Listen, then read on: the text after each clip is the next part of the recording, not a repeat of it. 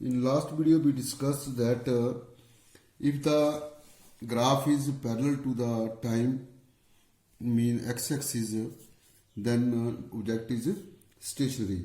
Now if the body is moving with uniform velocity, its displacement increase by the same time, mean the graph will be straight line inclined with the x-axis. So then the velocity of the car will be equal to velocity of car will be equal to the slope of the line. Slope of a line mean over, then velocity of car is equal to BC. You can consider this is origin. You can consider that this one is A,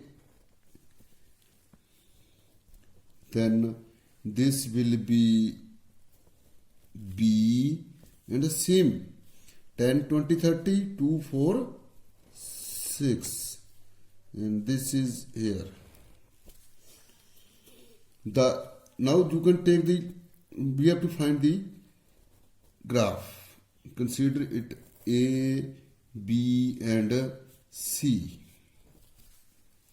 So then mean velocity of car will be equal to BC, slope of the line BC over AC. BC over AC mean BC is equal to DE and AC is equal to FG. So mean this will be equal to DE over FG. So this is the velocity of a car. You can find it easily. Mean the difference is 30 minus 10 over 6 minus 2, 20 over 4, 5 meter per second will be your velocity. Mean overall the conclusion you can find.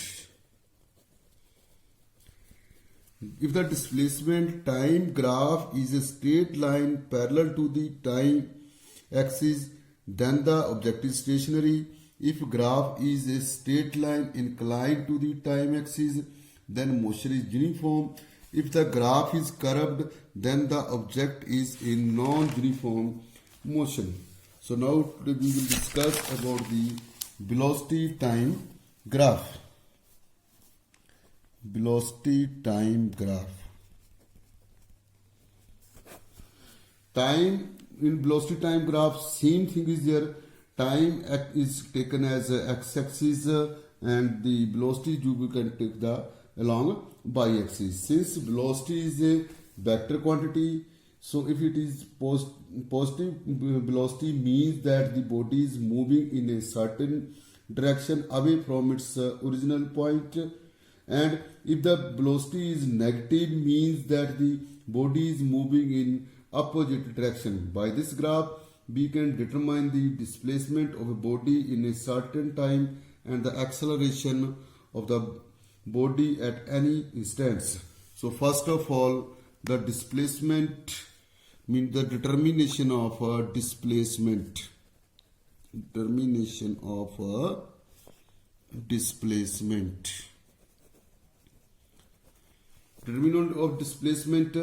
Since displacement velocity x time, the area enclosed above the time axis represent the positive displacement, while area enclosed below the time axis represent the negative displacement.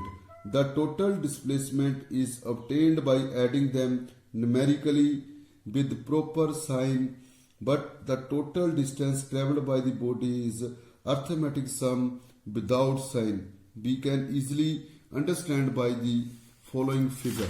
The figure is shown here that along x-axis you will took the time and along y-axis you can took the velocity in centimeter per second square.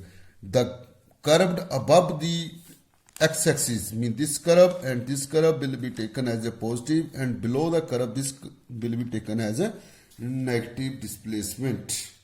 This you can easily find out displacement. We know that displacement is equal to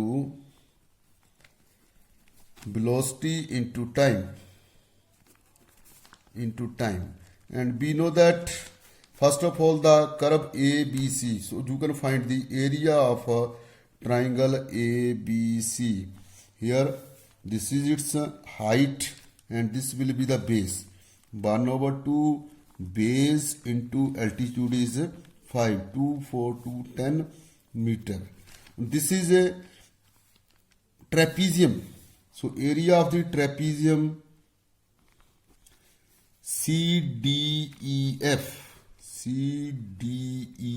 is 1/2 into the sum of the parallel bases. Parallel bases are 9, 4, 5 and 8, 5, 3 into height is same 5 to 1/2 into 8 into 5. Area of a trapezium FGHI is equal to 1/2 into, then it is one base is the 4 and one is base is 2, means 6, height is same 5, 3, 15. Then displacement is equal to 10 plus, this is below the time axis, this will be negative, plus 15, 25 minus 20 is equal to 5 meter. And the distance will be, there will be no use of the sign is there. You can directly add all the number. Mean 10 plus 20 plus 15 is equal to 45 meter is your answer. So the remaining topic we will discuss in the next video, just as a determination of the acceleration and the acceleration time graph and motion under gravity. Thank you.